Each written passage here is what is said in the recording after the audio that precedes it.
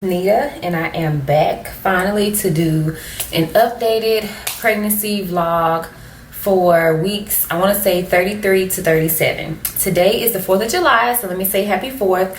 I do plan on uploading this video today, so happy 4th if I get it up on the 4th. If not, then happy belated 4th. Like I said, today is the 4th of July. I'm 37 weeks as of Friday. This coming Friday, I'll be 38 weeks. So, baby Jada can come any day now. I'm so excited to meet her. I'm ready for her to come on. The only thing I'm waiting on, I get my hair braided tomorrow. So, I'm like, let mama get her hair braided. Then after that, you can come at any time. And I am working up until Saturday. I know that's crazy of me, but being a hairstylist, being an entrepreneur who does not get maternity leave, you know, we always overworking ourselves and doing what we can. But anyhow, if I'm looking down, I made notes in my phone.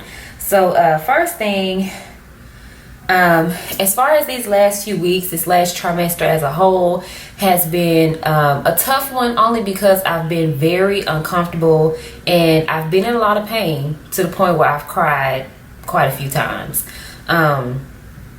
It's just that I guess with her getting so big, and I feel like she's running out of room and it's hurting me. Like when she kicks now, depending on where she is, it can be very painful. When she kicks or punches low, it sends spasms through my kitty. It sends spasms sometimes through my rectum area. Like it's like all of my lower parts just, it spasms, or it's just the pressure from her sitting there. All of that is so uncomfortable. Sometimes it's painful and it's just annoying. Like, I'm thankful, God knows I'm thankful to have an active baby. I'm thankful that lets me know that she's okay, that she's good, but it can just be painful sometimes. So I do my absolute best to be thankful that she's good, but y'all, I ain't gonna lie, it can hurt like hell. So yeah.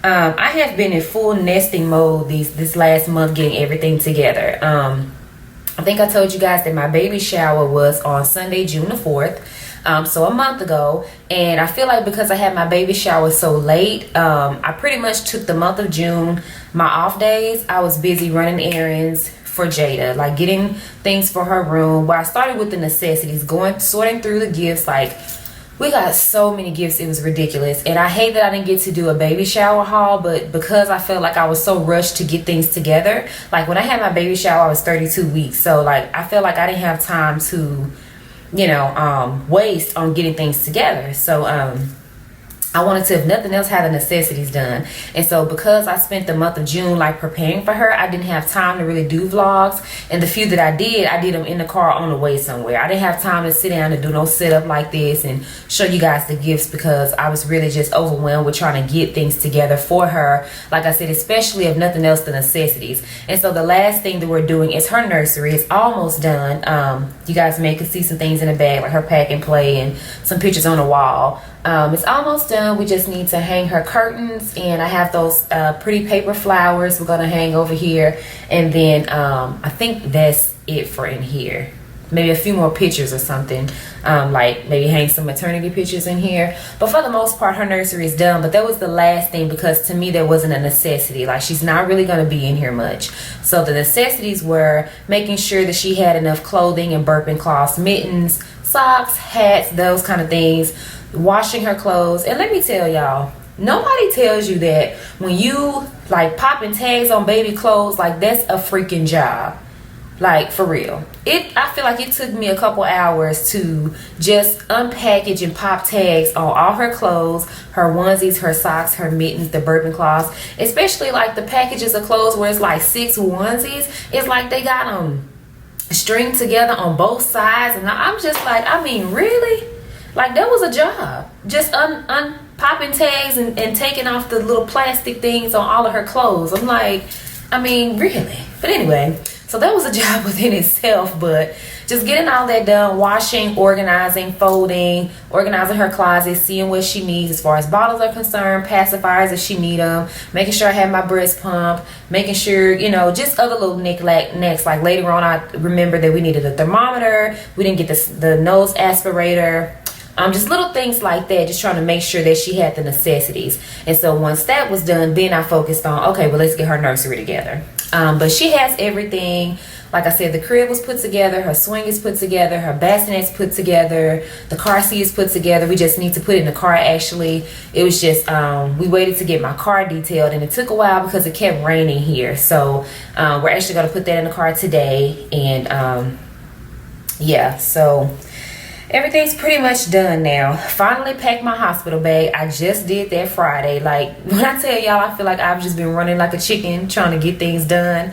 It just seemed like my to-do list was never ending, but it's finally, I can woosah now. I told you guys she's very active. Like, she was already active before, but now it's like, normally before she was really active at night, but now she's active all day long. And it's very interesting to see, and now I can really feel her feet. Like, I can tell when it's her feet or like a leg or something like that. It just feels different, and I think that's so neat. Also, I didn't even think it was possible to go to the restroom more, but when I tell y'all I go to the bathroom, feel like every 30 minutes, every freaking 30 minutes. And it's so hard because, excuse me y'all, but it's so hard because I stay thirsty. And I don't know if I'm dehydrated or what, but it's like I cannot drink enough water, and it needs to be ice cold. And it's like every time I take a couple sips, I have to go to the bathroom, and it's just so annoying, but it is what it is. But I didn't even think it was possible to go to the restroom more than I already did, but it's definitely increased. And this is another TMI thing too. And I researched it. I asked my doctor about it. She said it's normal because of the pressure from her descending, but I have been having issues with hemorrhoids. And like I said, this is TMI, but just being honest, because some other people did discuss it in their vlogs. But I have been going to the restroom regularly, and I make sure that I take because I take iron pills. I take them twice a day now because my iron is really low. My iron has a built-in stool softener. If you guys don't know, when you take iron, a lot of times it can cause constipation. And they also say that in your last trimester you can be constipated as well. Excuse me. So they tell you to make sure that you're drinking enough water, you know, eating your fiber, and make sure that you keep a stool softener so you won't have constipation issues. Like I said, the iron that my doctor gives me has a built-in stool softener, but I also take a stool softener. I use Colace. I take it once a week just to make sure that I don't have any issues. So when I got the hemorrhoids, I was like, where is it coming from? Because I haven't been straining or anything. Like, I didn't know where it came from, but I have been feeling pressure down there. Like I told you guys, in my rectum and in my kitty, like when she kicks low or whatever she do that's low, it really sends spasms, and it's painful and it hurts. And my doctor said that it's normal just from the pressure of her sitting low and trying to wedge her way down into the birth canal. So I have been experiencing that. It's not painful or anything. I just honestly was taking a shower and I noticed it was there. And like I said, it just surprised me because I knew I hadn't been constipated. I hadn't been straining, and I didn't know where they came from. So, but I have been dealing with hemorrhoids, painful spasms and cramping. Sometimes, I think I said in the last vlog as well, I still have been getting the painful spasms. Sometimes I do have like menstrual type cramps, but I have not had any contractions, not that I know of. The way that she describes contractions from my doctor and just from what I've seen, as far as a tightening of the belly, I have not experienced that. Now, a lot of times when I feel like my belly is tight is when she's balled up, unless maybe I think she's balled up and it's a contraction, I don't know it. But I haven't experienced any Braxton Hicks contractions or anything to let me know that labor is near. So and my doctor, I just went to the doctor yesterday. I go every week, and my doctor does not check for dilation until you're 38 weeks. So I'll get checked next time. So I don't know if I've dilated or anything. I don't know if I'm effaced or any of that.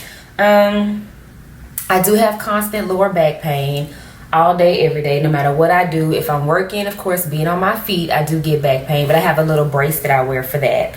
But even when I'm not working, like today, I haven't been doing anything but lounging around, and I have back pain and I haven't done anything. So I guess it's just from her.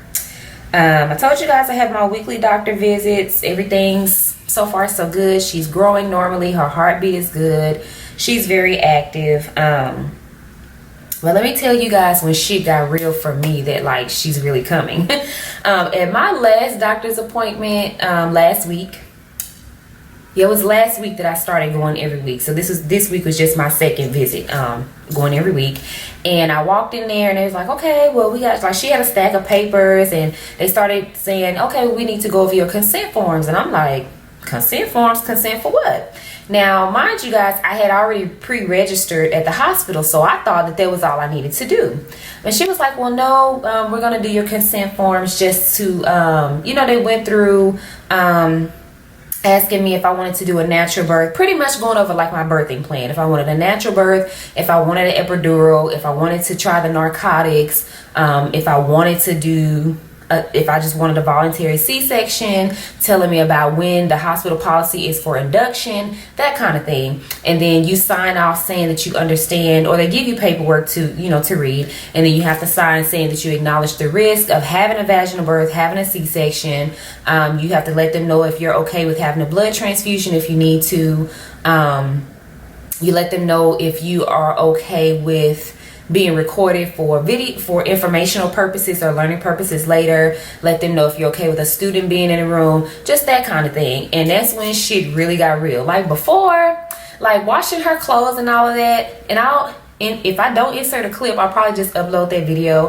When I was washing her clothes and stuff, that's when it kind of hit me like, oh my God, I'm having a baby. And I broke down crying. I was so just overwhelmed with, like, I had been overwhelmed already with getting things together for her and feeling like, oh my God, I need to do this, I need to do that. What if I don't do this? And what if I don't have that? And what if this is not done? And what, you know, all of that.